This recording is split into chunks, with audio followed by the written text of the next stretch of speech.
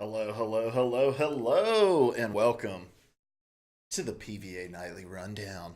I'm your host, Luke Crofts, and this is episode 2 for May 28th of the PvA Nightly Rundown, which is the daily show where I bring you all of the latest gaming news you may have missed throughout the day so that you don't look like a dummy at the water cooler tomorrow when somebody's like, "Hey, we should get together and play some Mario Maker 2 online with friends as friends." And people will say, you'll be able to say, "Wait, wait, wait. It doesn't appear that you can do that because of a press release that Nintendo put out." Yeah. So I've got you covered. My name is Luke Croft. This is twitch.tv/PVA radio, where you can catch this show every single night live at 9 p.m. Eastern Time, except for Wednesday nights, because that's the night that we record PVA Radio, our weekly gaming talk show. So, we have several stories lined up for you tonight, a bevy of games releasing today. But yeah, just some housekeeping at the top. This is your nightly news discussion show. And so the way that this works is every night at 9 o'clock, I'm gonna come over here, and it's a gaming news discussion. So I want people to come join the chat, talk to me about what they're thinking about the gaming news. It's a lot less formal than PVA Radio, where it's like we're kind of beholden to our structure because it's really being developed first and foremost for people who are in the consuming it in the on-demand forms, right? Um, whereas this show, I want it to be much more focused on getting people involved in the chat, talking about gaming news, talking about the things that excite you. We do that for about 45 minutes, and then we hop over into a game. Tonight, I believe we're going to be playing some competitive Overwatch. Today was a rough day, guys. Rough day. Getting back into it at work was, whew, you get 4 days off, right? And then my wife's on summer vacation, which makes it even harder because she's still in bed when I leave in the morning, and when I say when I leave, I like go to the coffee shop. I work from home most of the time, but yeah, like it was just really hard getting back into the groove of things. And I come in today and I've got an email about a client leaving. It was just like rough, rough, rough, rough. So I've been really looking forward to tonight, to playing some video games, to talking about some gaming news with the chat, hanging out with you guys. And so, yeah, deep breath. Tuesday is over. While yes, it was the first day of the work week, it was not a Monday. And tomorrow's hump day, and then it's all downhill to Friday, baby, right? We all just working for the weekend. All of us. Um, so yeah, that's the rundown. That's kind of where we've been. Also, I guess hosted on Project Esports this week. That's live everywhere, over on podcast services everywhere. You can check that out. We talked about Nate and Andrew leaving the Overwatch League. We talked about the World Health Organization making gaming addiction a thing that can be diagnosed. A lot of really great discussion going on there. So you can just search Project Esports on all of your different podcast services, and you'll be able to find that. Also, Presco Live episode 2 is live with Lane Pavogi over on all of the podcast services as well. You can also type in exclamation point PGL in the chat and get the link to find that show there. Definitely go check that show out. I'm really proud of the work that I've been putting in for that, and I think that what we're doing with that show is really cool, highlighting streamers who may not have the largest communities, but are definitely still doing noteworthy things with the platform. So already have our third guest lined up. I'm getting my next few guests lined up as well. And then we'll probably get like 10, 11 episodes published for the season. Take a little bit of a break, start to get another backlog of interviews coming through, and start it up again. So yeah. All right, that's enough housekeeping, though, guys. Let's jump over into our show notes here. You can access these show notes actually by typing in exclamation point show notes, and it gives you the link. So you can click in here. That's a view only link, but you can kind of keep up. You can click on the links that are in here, read the stories that I'm going to be reading. A lot of cool stuff that you can do with this. So let's jump into it with our releases of the day. So a lot of stuff. It's Tuesday. Tuesday is a release day, so just tons and tons of shit to dig into. So let's not waste any time, and I'm gonna see if there's any of these that jump out that maybe I want to check out a trailer for. So um, we got Chime Sharp coming out for the Nintendo Switch. We have Little Friends, Dogs and Cats coming out on the Nintendo Switch. We have Blood and Truth coming out on the PS4. Layers of Fear 2 coming out on the PS4, Xbox One, and PC. Vambrace Cold Soul coming out for PC and Mac. Lapis X Labyrinth coming out for PS4 and Switch. Crystal Crisis coming out for PS4 and Switch. Cricket 19 coming out for PS4, Xbox One, and Switch. Brothers: A Tale of Two Sons is coming out for Switch. Unruly Heroes coming for PS4. We have Rescue HQ coming for PC. Golem Gates coming out for PS4. Opus Collection, the We Found Earth plus Rocket of Whispers, is coming out for the Nintendo Switch. This is just word soup, man. Like, let's just dump a bunch of words in a blender and see what it gives us. GoFishing 3D comes out on the Switch. We have Battle Worlds Kronos coming out on the Switch. Byte Driver coming for PC. Woodboy for PC. SpellForce 3. Soul Harvest coming out for PC. Oik Memory Endgame coming out for PC, not to be confused with Avengers Endgame, which is not coming out for PC this week. And then Gear City Against Chaos coming out on PC this week as well. Yo, Bill, for real. Welcome, my dude. You came in just in time. We just read through our list of games that are coming out this week, and let me actually turn my phone on Do Not Disturb, because my phone's been blowing up with like Discord notifications. Do that until tomorrow morning. Cool. Yeah, so let's see. Is there anything in this list that really interests me? I do want to check out this Layers of Fear 2 trailer, because if I remember correctly, Layers of Fear 1 was pretty cool. The Layers of Fear 2. Let's see. All right, here's the official launch trailer. It came out 5 hours ago. And for mature. Whoop.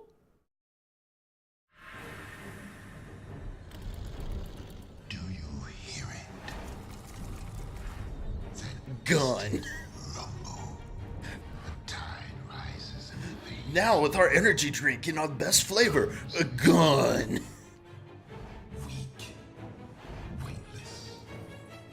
Worthless. I just love watching horror game trailers. I don't play a ton of horror games. I like to watch horror game let's plays. Chasing dreams. But this just looks like every other Find ourselves. horror game ever.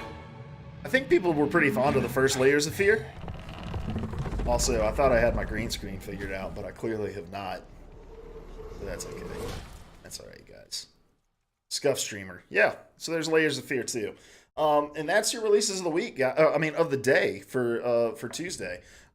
Tuesday's, big day for game releases, and so tons of stuff.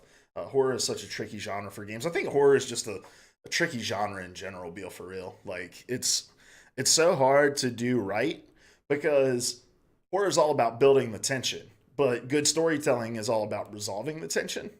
And so I think that's why, like, being a good storyteller and being a good horror teller are kind of two different animals, because the best horror is the stuff that, like, lingers when you leave, right? So you think about, like, the end of It Follows, right? And spoilers for the end of It Follows, but at the end of It Follows, you see two of the characters walking down a street, and behind them there's somebody following them, and the tension is, we thought that they dealt with the threat, but the whole threat is about, somebody walking in a straight line towards them at all times. And so the ending is just really ambiguous. And did they actually end the threat? So there's, like, the resolve of the story and in the big climactic moment, which even within that, I would say, like, the climax of that movie struggled, but it brings it all back at the end by saying, like, okay, there's still mystery to be had in this world, without necessarily setting it up for a sequel. Like, a lot of horror leaves something unresolved at the end, but it's in order to, like, maintain the possibility of a sequel. But yeah, the first act of that movie, and that's almost every single horror movie, right? The first act is the best. Another really great horror movie, The Witch, that does some really great things with creating tension, and I think the ending of that is a little loose, a little rough around the edges. But dude, I love The Witch. I love The Witch because the dialogue is all derived from actual uh, actual like transcripts of court hearings and stuff. Larry did not like The Witch, but it wasn't because he didn't think The Witch was good. He said his quote is, "I don't like The Witch because it was too good of a representation of evil."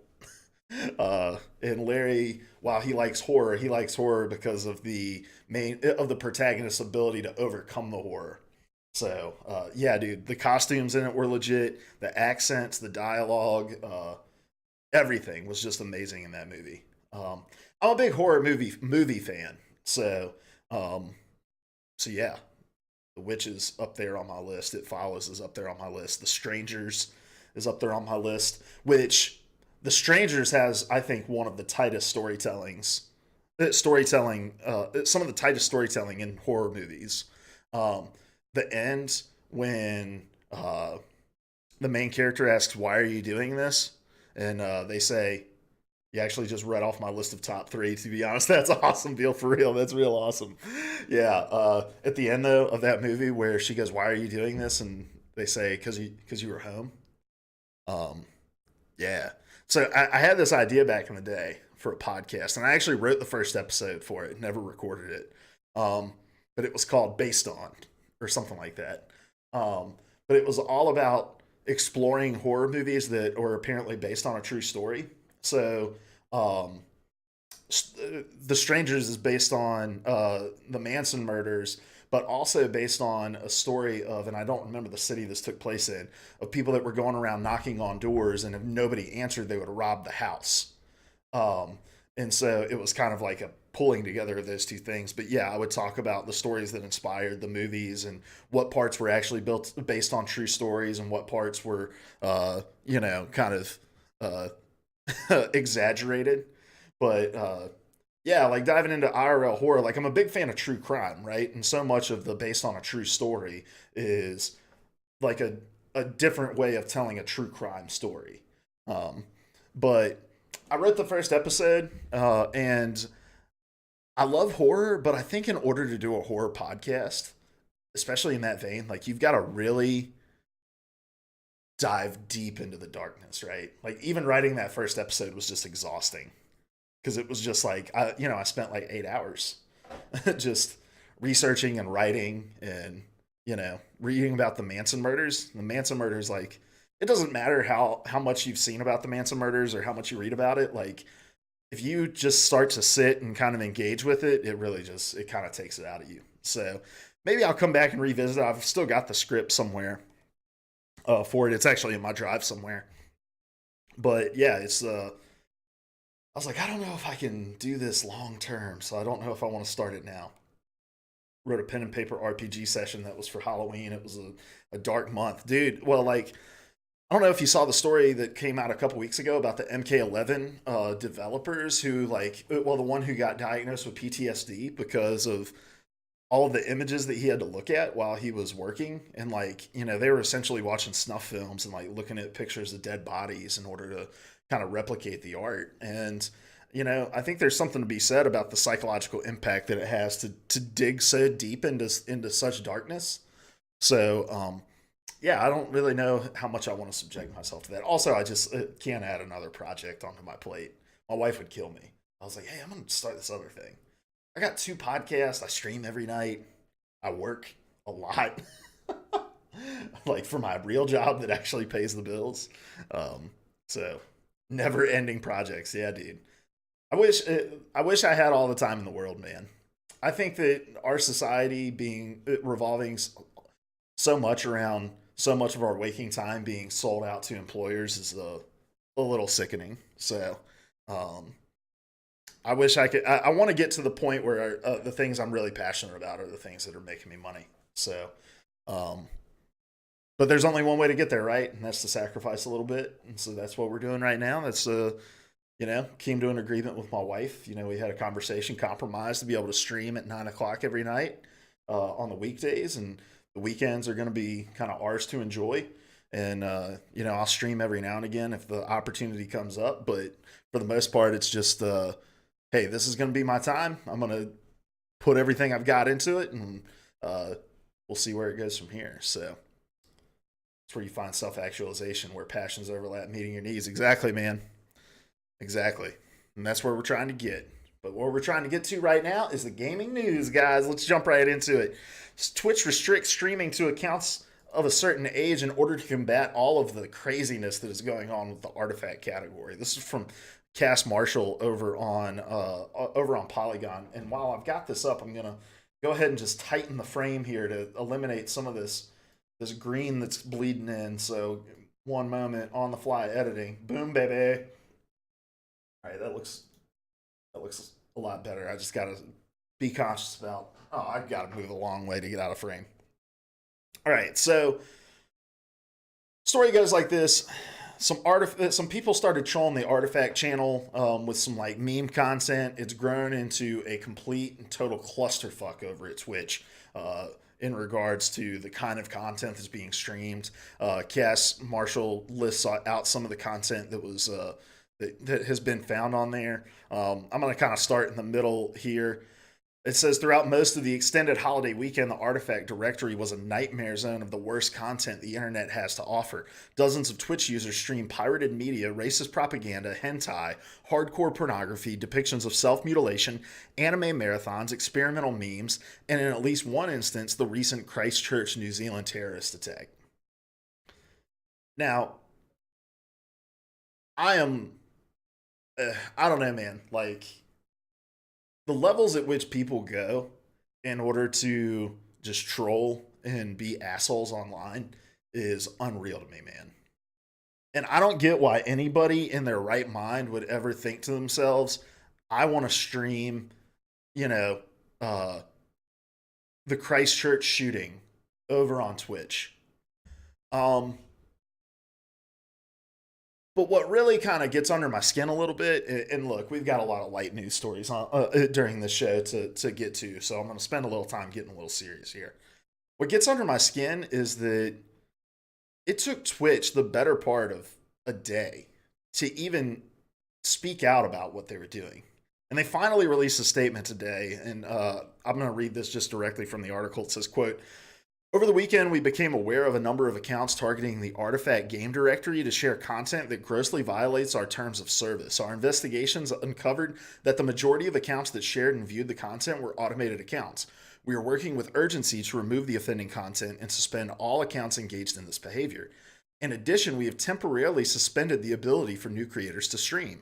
We take these violations very seriously and are taking measures to prevent this kind of coordinated activity on our service in the future, end quote. So essentially what they've done is they've said, we are not going to allow new accounts to start streaming immediately. And they haven't said what that period of time between creation and when you'll actually be allowed to stream is. I imagine that's by design, that they don't want to publicize that, because then people can just think, well, we'll create accounts now, we'll automate our accounts now, and then we'll start streaming in 2 days and 3 days or whatever.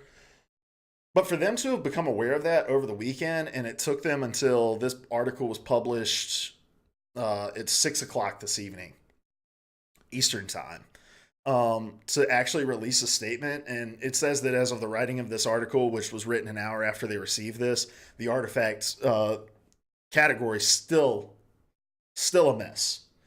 And I understand that for live channels, you're probably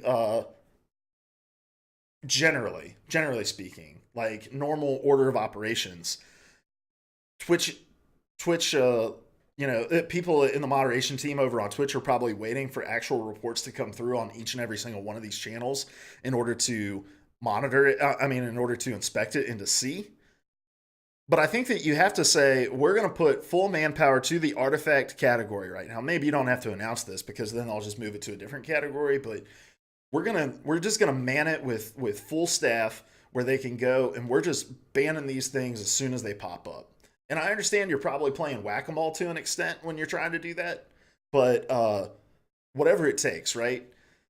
But at the end of the day, this is still just a band-aid over a problem that is probably going to persist, right? Cat's a little bit out of the bag when it comes to what's going on over there. The Hydra of Twitch, yeah.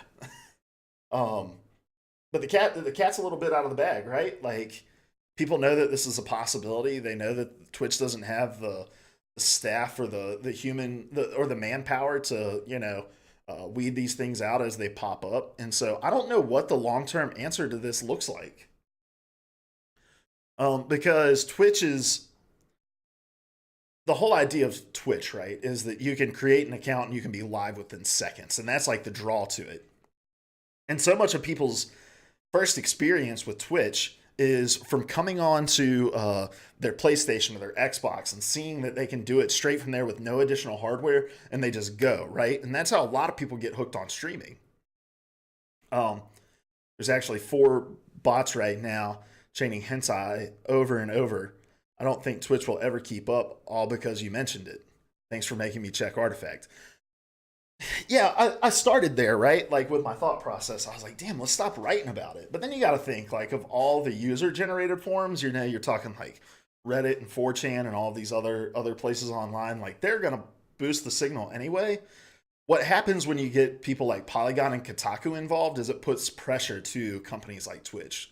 Like, if these things just exist in corners of Reddit, regardless of how big those corners are necessarily, like, Twitch can probably ignore it for quite some time. But when Polygon and Kotaku start publishing articles about it and saying what's being done about this, I mean, even like Gary Whitta was tweeting about, it's been X amount of time and Twitch still hasn't done anything. Like, I do think that Polygon and Kotaku and other gaming outlets of the world have a responsibility to put a spotlight on this so that it can be dealt with. You gotta turn the lights on in the basement to see all the bugs scatter, right? And that I think is what's happening here. But I don't know what the long term solution looks like for Twitch. You don't want to create a barrier of entry in order to you want to create as little like barriers to entry for streaming.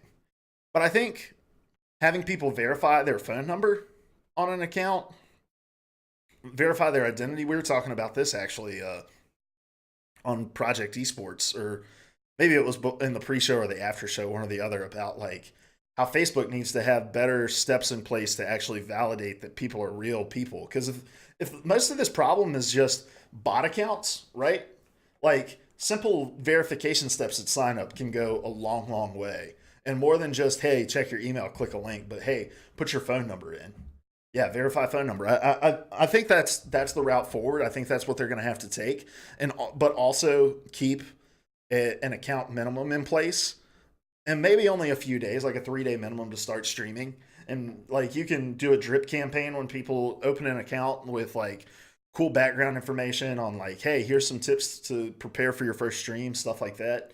I think there's some things you can do, like a combination of solutions that you can employ. So I think this is a really dark time for the people over at Twitch while they're addressing these questions. I think they should have addressed them more quickly. I think they're going to have to definitely hire more, at least in a temporary state, some more manpower to do some human moderation and not just wait for reports to roll in. Counter-Strike does it for their prime portion of the game players to combat bots and cheating. It lessened it, but it's still running rampant at the beginning. It was great. But that's a video game anyway. There will always be cheaters. Yeah, and Overwatch does something similar too, right? Where users have to verify their account in order to be counted among the top 500 so that they can, combat against bots and cheating and stuff like that. And I think it would be smart for Twitch to implement something like that. And look, maybe it's like, hey, you don't have to do this if you're just going to chat. But in order to unlock the streaming feature on your account, you have to verify a phone number. So I think we'll start to see some of that stuff roll out. But definitely dark times over at Twitch. Hopefully they can get that figured out. Also, guys, tonight we're drinking pineapple bubbly. Oh, that's why you're not top 500. You didn't verify. Salty doesn't have a telephone. That's what the issue is. He doesn't have a phone number. He's like, can you send it by Raven? Can you send my verification code by Raven? Thank you. Thank you, Blizzard. Take a sip of this. I have not had a bubbly yet that has not been delicious. All of them are so good. The apple is very good. Ravens are the only trustworthy beings in my life. I totally understand, man. Next story, guys. Super Mario Maker 2 players can't play online with friends. This is from Denny Connolly. Bubbly. Bubly. Is it getting crump? No, we're getting. Oh, man. Maybe the lettering will. Bubbly. Buble. Bubbly. Yep. That's how you spell it. This is from Denny Conley over on Gamer Rant. Top tier drink. It's so good, man. I also bought some more shock tops for later tonight, probably. It's helped me kick my soda habit. Yeah, it's definitely helped me kick my soda habit. Like, and I've never really been a regular soda drinker, like, ever in my life. We grew up with Diet Coke in the house at all times. My wife and I would, like, just suck down Coke Zero. We'd buy, like, a 12-pack, go through it in, like, 3 days between the two of us. That stuff just makes you, like, feel bloated and lethargic, and it's just bad. Like, and I've been making a ton of, like, eating changes in my life. Not only have I switched to bubbly rather than soda, I've also been eating vegetarian, which has been, like, a game changer in how I feel as well. I sleep a whole lot better. It's, like, crazy how much meat just makes you feel like something's sitting on your chest when you're a big guy like me. Feel bloated and lethargic even if I don't have sodas.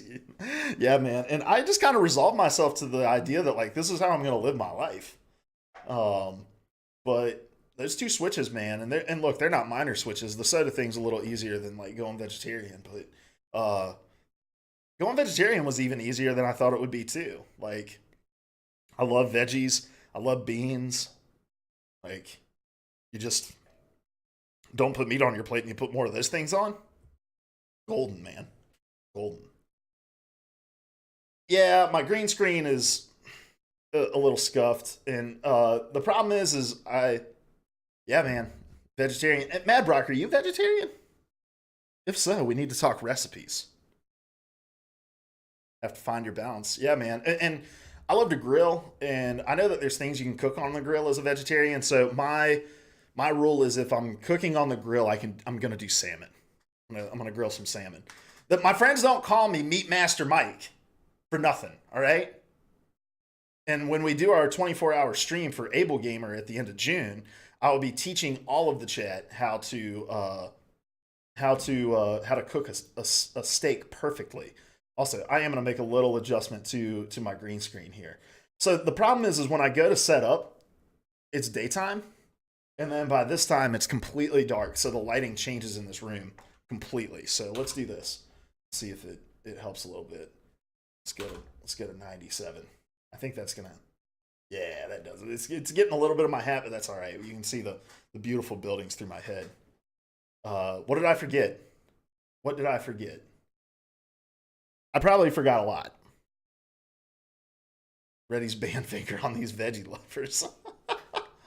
Got to do some blackout blinds on your windows. I do. This is also my office during the day, and I got to have the light, and I just know I'm lazy, and it's either going to be always open or always closed. All right, next story on the list, guys. Super Mario Maker 2, this is from Denny Conley over on Gamerant. It says Super Mario Maker 2 is only a few weeks away from launch, and players are quickly learning more and more details about the upcoming sequel to the Wii U hit. A big selling point of the new iteration is the multiplayer aspect of the game. But as more details are revealed, some surprising quirks and limitations have been the main topic of conversation. A recent Nintendo Direct revealed how Super Mario Maker 2 multiplayer works, and some fans were a little annoyed at the requirement to have multiple Switches locally available for some couch co-op modes. Additional details have since revealed that make it sound like playing Super Mario Maker 2 online with friends is also going to stir up some issues. The news comes from a recent press release in which a Nintendo representative apparently revealed that the Super Mario Maker 2 online play will only be possible with randoms, and it will not be possible to play co-op or competitive modes online with specific friends.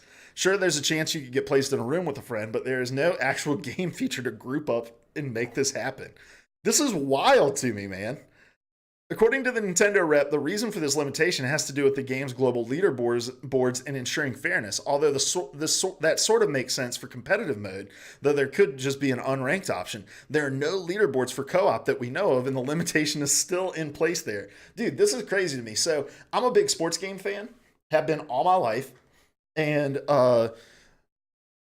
in sports games, they have this system, right? You can't play against your friends in any kind of ranked mode. And it's to keep me from just like getting salty as Chuck and saying, hey, let's play Madden against one another.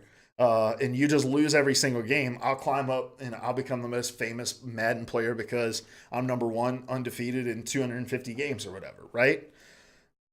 That makes sense.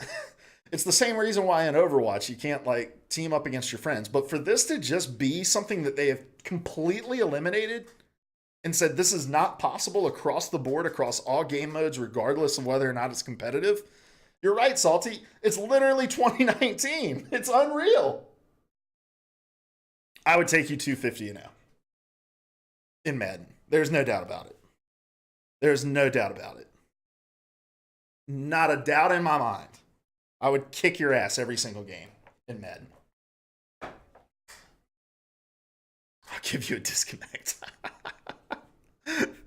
Dude, I played Madden since Madden 95. Madden 95 was my first game, and I was undefeated in college, I'll tell you that.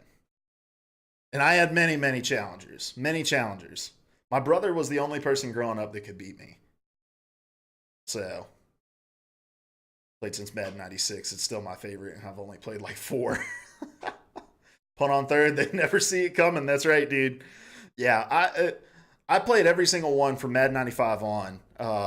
I've fallen out of it recently. I played Madden 19 for like a couple hours, but I don't know. I'm not really big into the NFL anymore for a variety of reasons. Mostly because I think that they're just a bunch of crooked people who don't give a shit about anyone. You're getting tired of playing the same game over and over again. Not only that, I'm tired of paying for the same game over and over again, Salty. Not just playing. Paying $60 every single year for the same exact game. No thanks, dude. There's better stuff to play, like Overwatch. That's a game I can play the same game of over and over again. Guys, this bubbly's so good. It's so good. I'm a little parched. Agree about Overwatch. Just something about it. Yeah, man. Sucks you right in. I feel like my order of stories here is a little off, but I don't want to skip around because then I'm not going to be able to go back to what I was going to talk about. So we're going to go here next. Rumors are swirling that The Witcher 3 is coming to the Nintendo Switch. This is from Liam Doolin over on Nintendo Life. It says the rumor about The Witcher 3, The Wild Hunt coming to the Nintendo Switch has seemingly reemerged. Yes, that's right.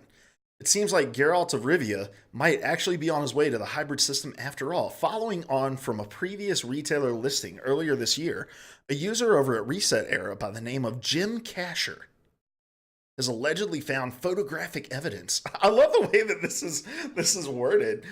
Has allegedly found photographic evidence of The Witcher 3 Game of the Year Edition for Nintendo Switch. According to the user's source, the game will be released on Nintendo's platform this September. Here's the translated text from the below image. Witcher 3 Game of the Year Edition is coming to Switch in September. According to a reliable source from distributor, Witcher 3 Game of the Year Edition is coming to Switch in September. Chinese localization exclusive to Asia version. Hold on, here we go. I missed a lot here. It's just simple, yet so complex. I don't remember what that's in reference to. Dude, bubblies don't give me heartburn. And I drink the citrus flavors and all that stuff. No heartburn. And I get heartburn like crazy. I get heartburn super easy. It's the Witcher 3 code for Sasquatch. Call the ghost hunters. Yeah. I just love it. Like, here's Jim Casher. He's got a trench coat and he's hiding in an alley and he's talking to his sources about if The Witcher 3 Game of the Year Edition is coming to the Switch. Here's what his sources have to say.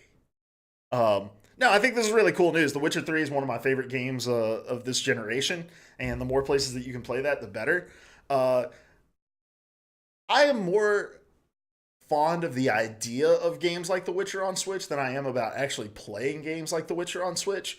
It's so story-driven, so dialogue-heavy that, like, I'm never playing my Switch in situations where I can have the volume up. I'm always playing it like while me and my wife are binge watching, or like this weekend we went to go visit my in-laws. I took the Switch with me and I play it in the living room while we're all hanging out. Like, it's never in a place where I can like have the volume up and can really engage in a story like The Witcher has. But I'm sure that there's a lot of people that commute or travel for work and or travel for pleasure or whatever that means. Why I would want to spend the same amount as my mortgage payment to stay in a hotel for a week, beyond me. But some people enjoy that.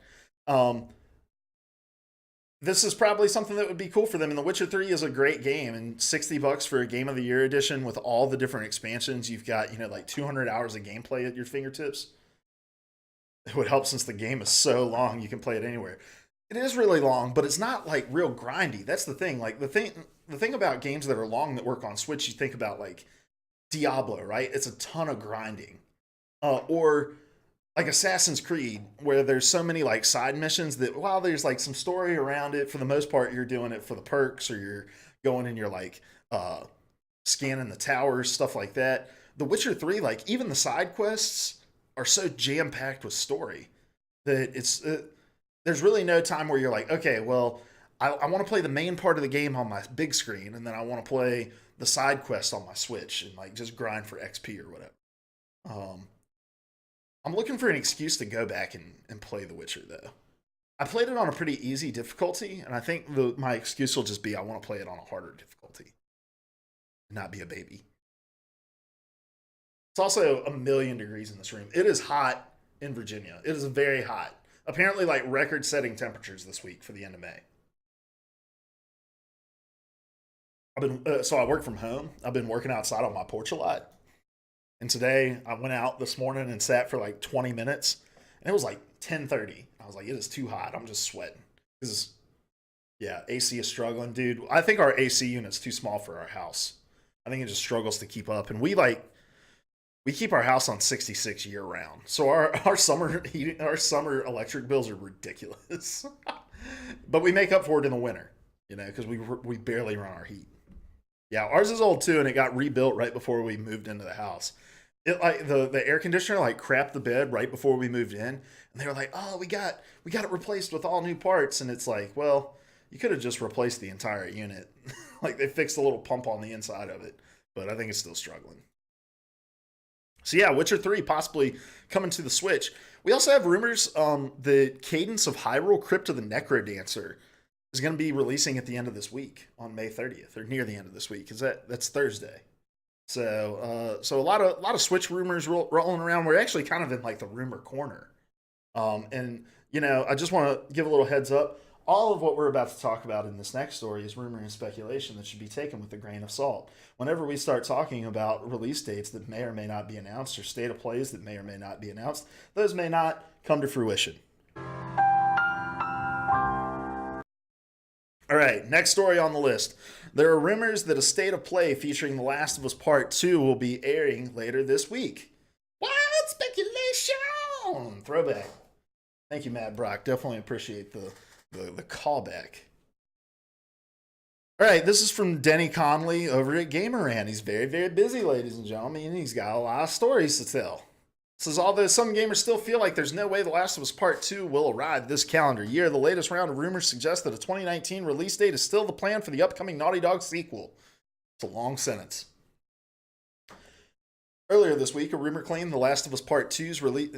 He keeps calling it The Last of Us 2. And I don't really like that. It's The Last of Us Part 2. Last of Us Part 2's release window is about to be released. Today, the same source has some new information to share. The same Spanish news site that shared the release window rumor is now claiming to have additional information from a, quote, very reliable source, end quote. The source suggests that there will be a state of play on Thursday, May 30th. According to the source, the focus of the state of play will be on The Last of Us 2, and new gameplay details and a November release date will be announced. It will be released. All right, guys. Again, we're in wild speculation mode. Take it with a grain of salt.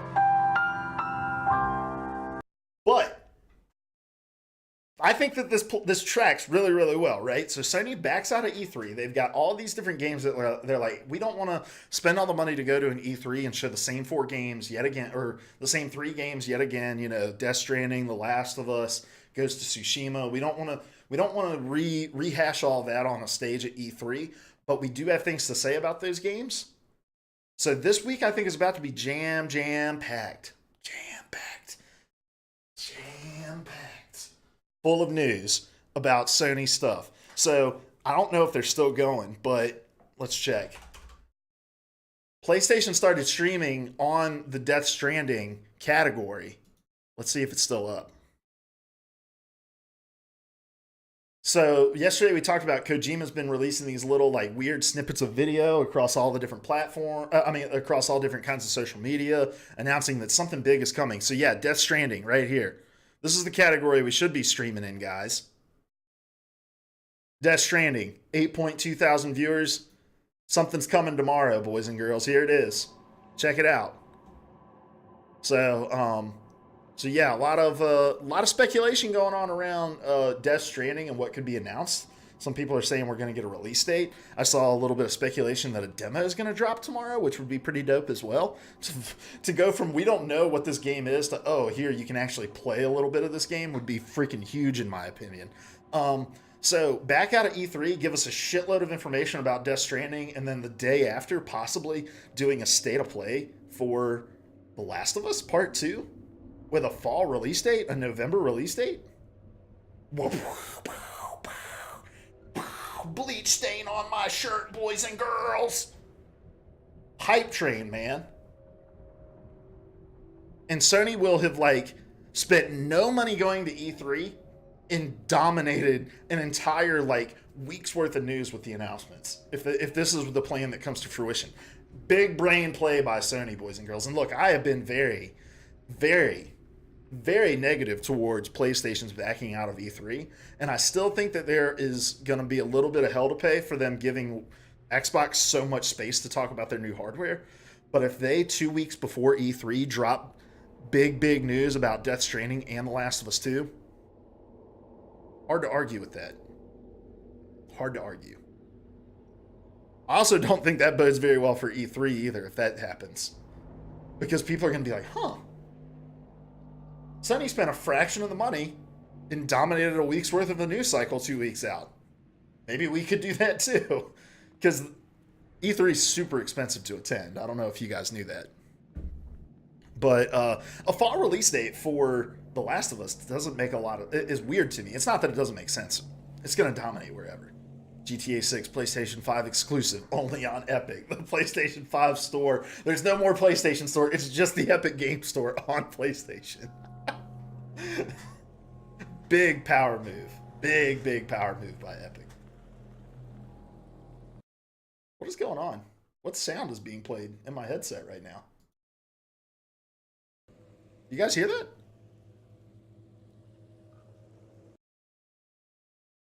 There's apparently something playing on Twitch, even though I had it all muted. Oh well. All right. Only waiting on Cyberpunk. Well, Cyberpunk I think is going to be on the Xbox stage. Been stranded. I know, I wasn't even in that stream anymore. Oh yeah, I was. Yeah, I was. When you click back to home, it goes to that little box view in the corner. There's sound tied to your GIF. No, it was Twitch. There was I X'd out of Twitch. It went away. So no, but fall's weird to me. Like, not because I don't think that The Last of Us is going to dominate wherever it's dropped. I think they could drop it the same exact day Call of Duty comes out and, hold their own. But Sony really hasn't been beholden to the idea of, like, we need a holiday release this entire generation, right? Like, I would say, Spider-Man probably is the closest that we got, and that was a September release. But, like, God of War was in the spring. Hello, scurvy nuts. Sorry, man, you aren't. Alrighty. Heard that. Thank you, Scurvy. I appreciate your copy pasta here. Alright, but yeah, I think that it is a little strange for Sony to, if this is true, that they're going to release this in November, because they've had so much success with spring releases. Between like Horizon Zero Dawn and God of War, like why not just give them the space? So, all right, guys, next story on the list. Destiny 2 has revealed details for the Season of Opulence.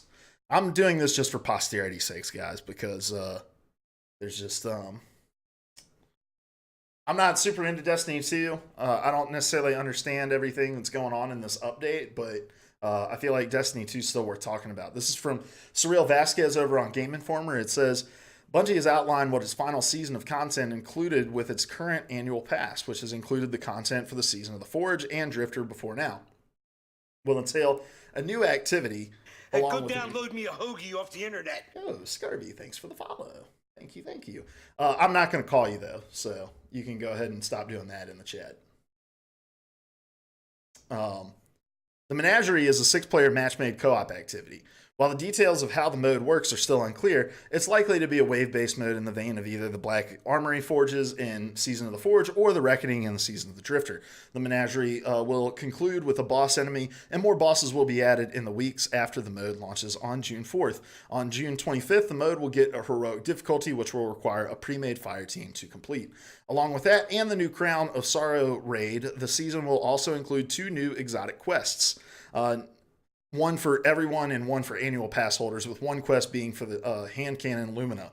New activities called Tribute Hall and Moments of Triumph, and the return of Solace of Heroes, which this year makes Gambit accessible to all players. They also announced, all the different weapons and stuff that are going to be coming with this latest expansion as well. So a lot of new content, and we talked yesterday about how they said they were, head down, focused on Season of Opulence, and then they were going to move on to working on the new era of Destiny. So do I understand right that this is going to be kind of the last big content piece for Destiny 2 before we move on?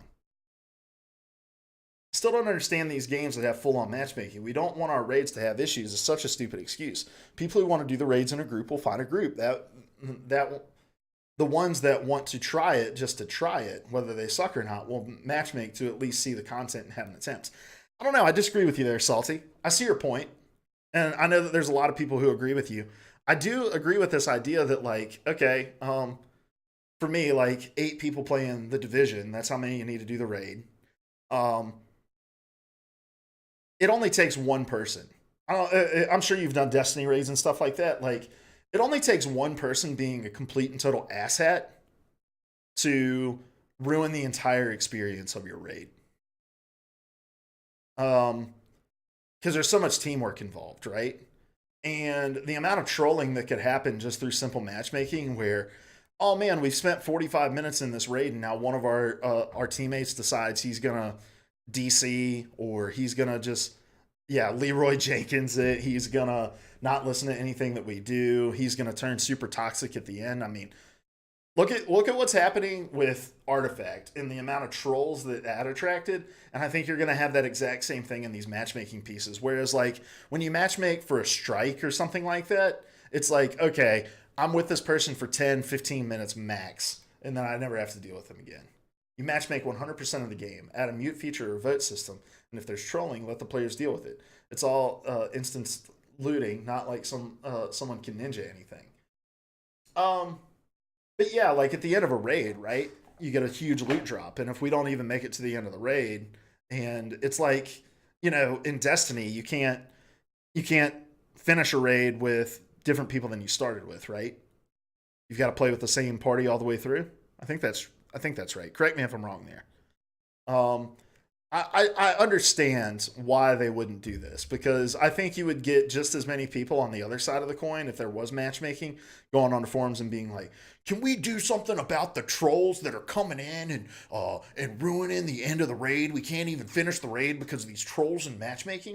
In their best interest to give people the means to try instead to get raid ready, have no friends, and quit the game in general. I mean, look, if the goal is to do the raid and you have a very clear upfront thing of you're going to have a party in order to do this, I think that's totally fair. There's clan systems, almost every single podcast that people listen to, they have communities on these games. There are tons of Discord servers that you can join. There are Reddit threads that you can join and, vet people that way. But just to be I'm going to click this button and get paired with 7 randoms to do this raid, I just think there's too many negatives to it that are going to hamper the experience. Too many.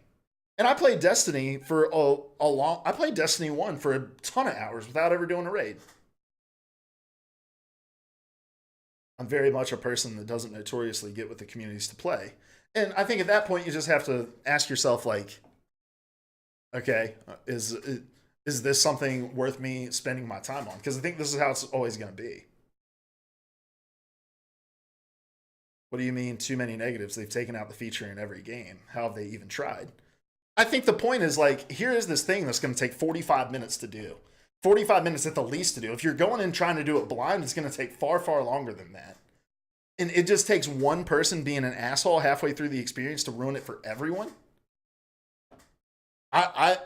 They're weighing their options, and I think I play 30-minute matches in Overwatch and have trolls. Right. It's 30 minutes. But the raid is it relies so much on cooperating and working as a unit. We're not going to see eye to eye on this, Salty. I totally understand why they don't put matchmaking in these things. There's common areas like in Destiny where you can meet up with people and team up with them. Yeah. Mad Brock, did you do the raid with us? I'm trying to remember. I know we had a bunch of people in that party. It's just hard, man. Like, one person's not working with you, you're not going to finish it. You are not going to finish it. You get one person in an Overwatch match that's throwing, you still have a chance to overcome that person. You literally cannot finish a Destiny raid with one person not willing to work as a team. They don't even let people try. They just assume it's not going to work. Because that's how it works in every single game. Every single game has trolls in it. I don't think it's silly at all. I think it's calculated. I think it's either we take our lumps here, we take our lumps here, we're going to take our lumps here. And people at this point know, like you said, no game's ever tried it before. So if you're playing this game expecting matchmaking to be a part of it, then you're the one who hasn't been keeping up, right? I'm not being negative. I'm being realistic. We literally have a category on Twitch right now being consumed with all kinds of vile shit because people on the internet can't be decent at all. So, yeah, I'm being a little negative. But it's just reality. That's how people exist. And I wouldn't want to be a part of the people who spends this much of my life trying to do something. And then at the end of it, this X amount of hours I'm never going to be able to get back. Only at the end of it to be trolled. So, right. Participation keeps people playing. But people are finding that participation in outside communities where they can vet people before matchmaking with them. I mean, but without having to matchmake with them. So we're not going to agree on this, Salty. I've planted my stake in the ground. This is where I live. Built my home. Uprooted my family. Sea of Solitude is coming out on July 5th.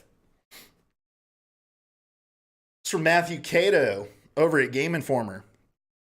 It says Sea of Solitude, an EA Originals title from Berlin developer Chime Games, now has a release date. Salty, you know I love you. I'll vehemently disagree with you about certain things, but I still love you. All love. All love. Trust me, I play enough Overwatch to know the amount of trolls that exist. I know. And it's frustrating there, too. But at least there's like at least a little bit of like a way that you can overcome it. I'm not going to keep it down in anywhere. You're on summer break. I can talk as loud as I want. That's my wife. Apologies, headphone users. Did that dude try to call me on Discord? I don't have Discord open on my main computer because of that. Yeah, he did. Hold on, let me block this dude real quick.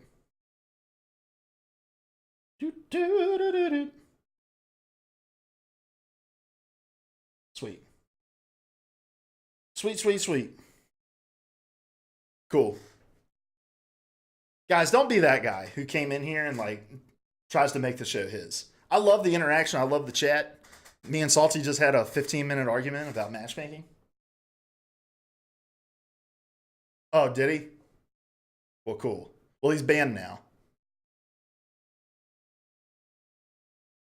Just wants to raid with me in a random group. Salty, you and him can start a podcast together, my dude. Yeah, Sea of Solitude, which was one of the like standout games for me during last year's EA EA Play event, their presentation. It's a new EA Originals coming out on July 5th. It's gonna be $20. Let's and this is originally a Twitter video, but we're gonna watch it here. It's Square. This game's gonna be good, guys. Hopefully better than the better quality than this video. This is running real choppy in this Game Informer proprietary video player. You know, we're not even gonna waste our time with the last 20 seconds of this because it's such bad quality. But yeah, July 5th. We're getting a lot of release dates. We're getting a lot of information about games, and this is what people are doing, right? This is why it's IGN all over again, dude. Why people don't like YouTube exists. They have a player that you can customize within the iframe. Like, just use it. You don't have to build your own custom thing. Yeah, blaring sound without a sound slider, dude. Oh man.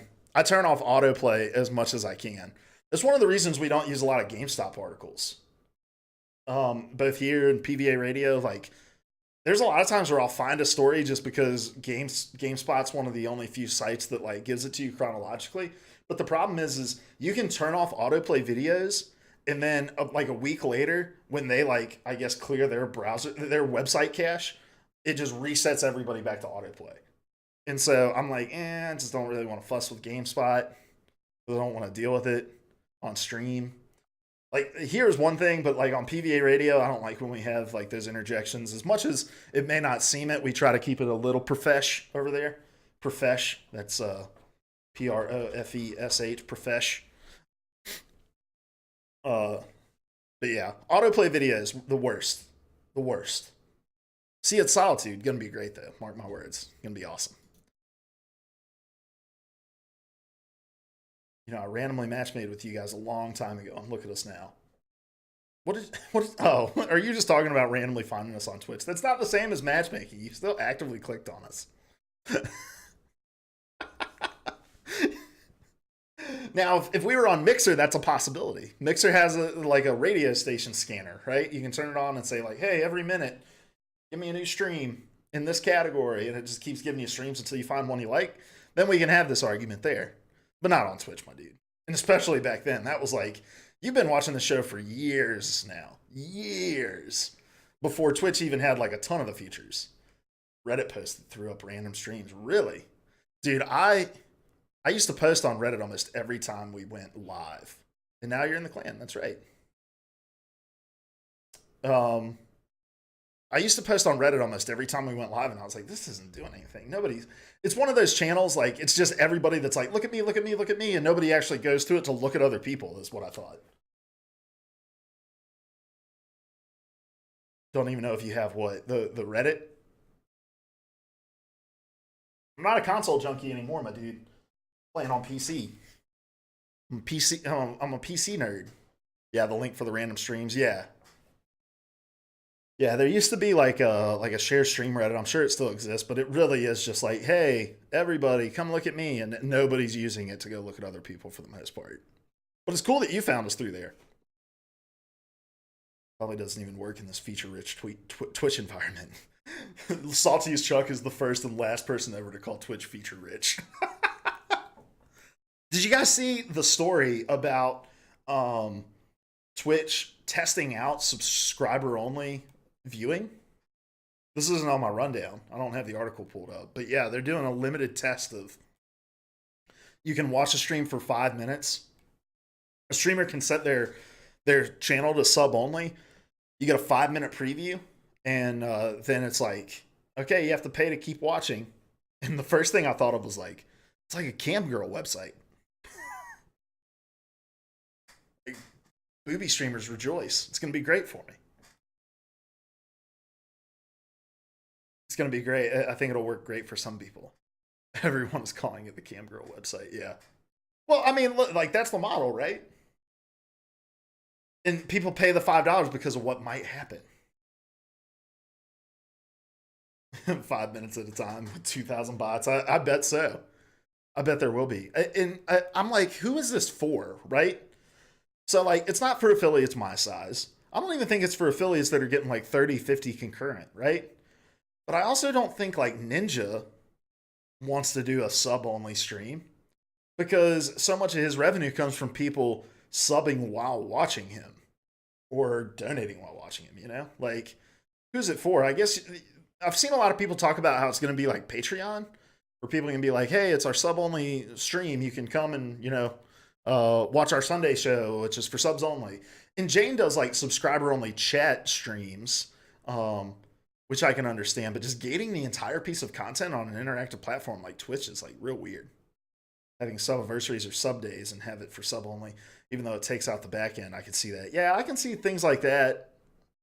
Special event streams, mostly like Our recently Combo Breaker. Yeah, maybe. I don't know. I think we talked about this in the post show of Popped Off yesterday.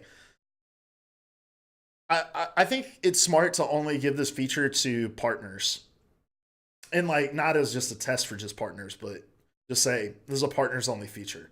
Because you want to give your affiliates and non-affiliates the best options to succeed. And I think there's too many people who would get that affiliate and be like, oh man, we're going to try every other stream as a sub only stream. And you're giving them like just enough rope to hang themselves with it. And when they're not succeeding, they get discouraged from the platform and don't try anymore. You got to spend more time like educating your community as to best practices. And I think like the low floor for what it takes to be an affiliate is too low for people to understand like how to leverage the tools that would be given to them if this was something that put out. I think it's building blocks to get them some portions of the back end to the user, i.e. Owl, Blizzard, Activision, and having them broadcast behind paywall, like pay-per-view for special events. Blizzard gets a cut, streams it exclusively on Twitch. Yeah, I mean, Twitch has already brokered like exclusive streaming partnerships with, like Owl and some other places as well. But yeah, no, I can see it working in use cases. I just think they got to be really limited with who they actually give access to, and I think the smart thing to do is say, hey, this is just for partners. Don't give access to this to affiliates. Also, guys, now that we have a few of you in the chat, I did just want to let you know if you type !show notes in the chat, you can actually follow along with the show notes that we have outlined. It's a view only, so you can't edit it. But yeah, no, not shit notes, show notes. Good try though. Maybe I'll create a shit notes and it'll take you to like a fake one. That would actually be kind of funny. Shit notes with a bunch of fake news. It's all just CNN. All right. Next story.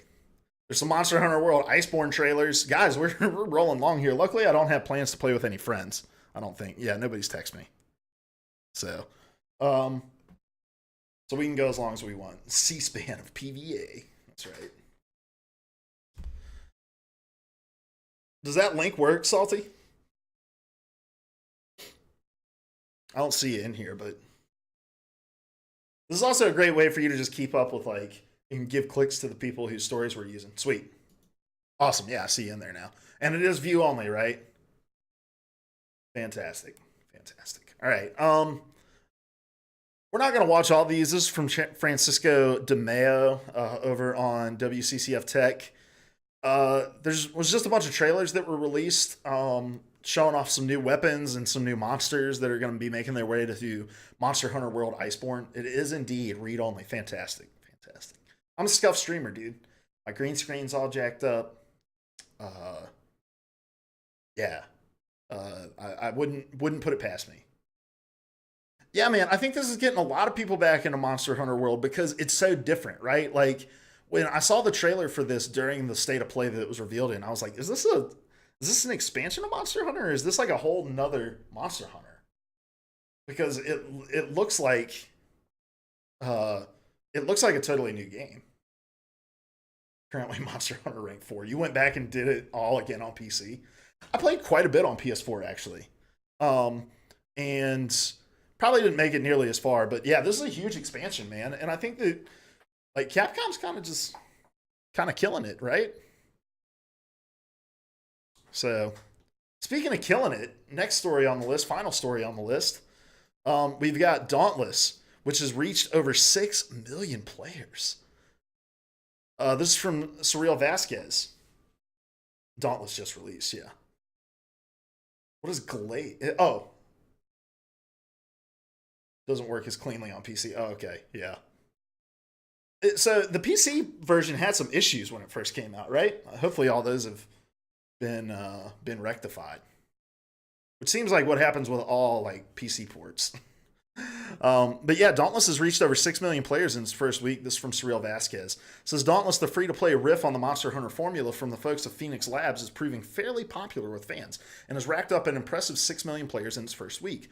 Dauntless has been in open beta for a while now, but that's still an impressive milestone to reach. Since the game released on May 21st, it has managed to double its total player base. Since the open beta, Phoenix Labs has updated, optimized, and added content to the game. It also helps the game is available on console as well, and that the PS4 and Xbox One are able to share progress and play with people on PC, where it's available on the Epic Game Store but not Steam. According to Phoenix Labs, 60% of parties include players on different consoles working together. So this is really cool, right?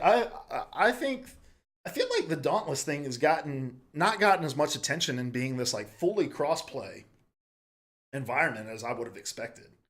So you can play PS4 with Xbox and all of it with PC, and that's just really, really crazy to me. And I'm always a little hesitant though to start just like talking about how successful a game is after a week, especially when it's free to play. That's such a low barrier to entry to just download it. I've downloaded Dauntless. I haven't started it yet.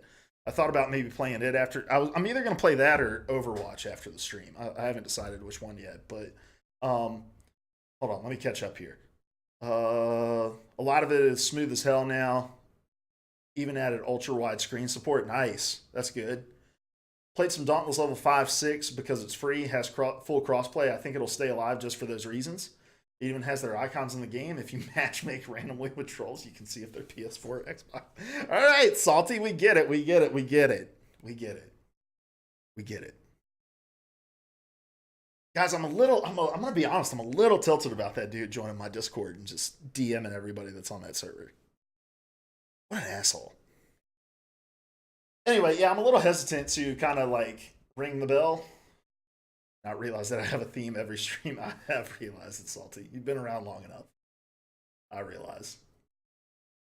But yeah, say like you get Apex, right? And it's like, oh, they had 20 million players, yada yada yada, and it's like that's cool, and that's going to translate into real dollars and cents. But at the end of the day, does it really tell you if this game is going to be successful in the vein that it's hoping to be successful in?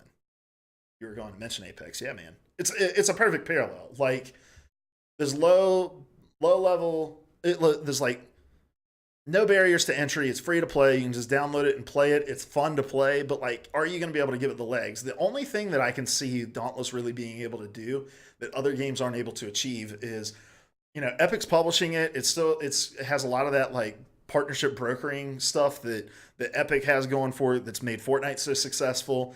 I can really see them partnering and saying like, okay, we're gonna. And Monster Hunter, I think, did a really cool job of this as well. Where they were like, we're gonna go and we're gonna get different franchises and pull in skins and monsters from their universes and bring them over into ours.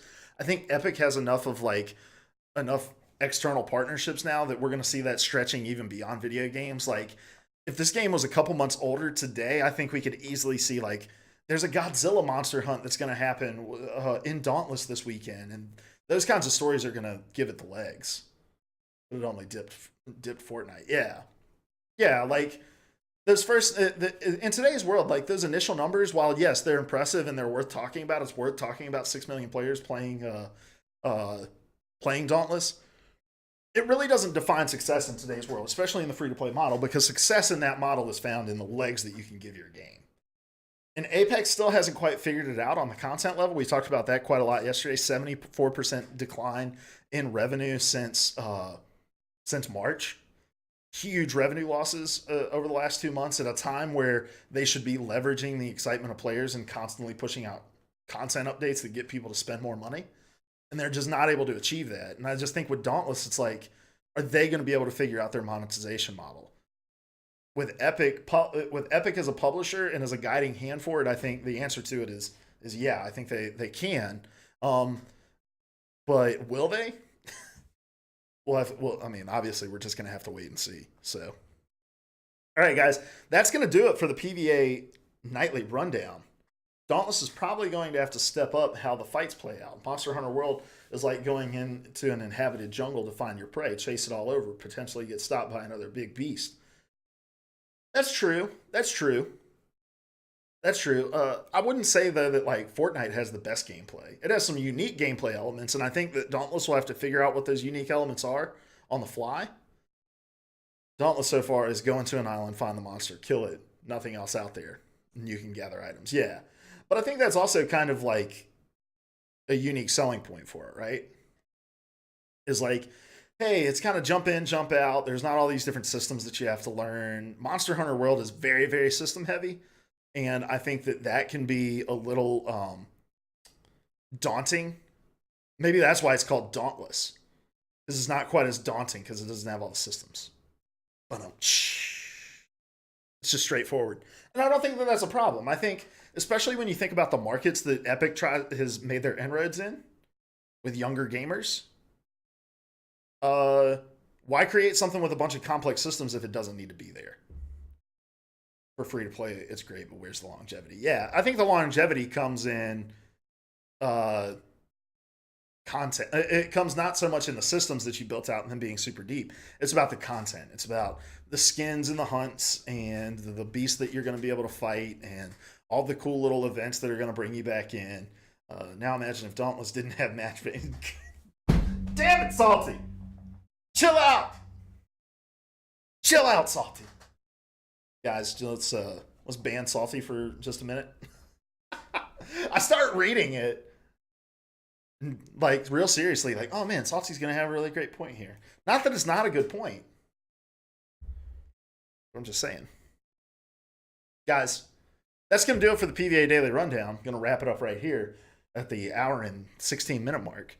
And I appreciate you stopping by and hanging out with us. Feel free to stick around. I think we're going to play some Overwatch. I've been itching to play some Overwatch. We're going to turn song request on, play a little Overwatch, see if we can climb our ranks a little bit. We're going to turn off this background, go back to the indiscriminate sandwich shop. But yeah, thanks for tuning in. This every weeknight at 9 o'clock we do this, except for Wednesdays where we actually record PvA radio. If you want, you can join our Discord, and we have a channel where you can drop in news stories that you come across throughout the day. It's called, I always forget what it's called. What is it called? It is called PvA Rundown Stories. You can drop anything that you'd like there. Who am I banning randomly for the end of the show? Lurker, speak up, please. I can't see you all in the back. Salty, we already said we're banning you. So we gotta ban you. Whose emotes are these? That sucks. So cool. All right. Well, we're gonna end it there, guys, and we're going to switch over to Overwatch. Let's update some titles here. Bum, bum, bum, bum, bum, bum, bum, bum, bum. Top 5 million off tank playing Overwatch.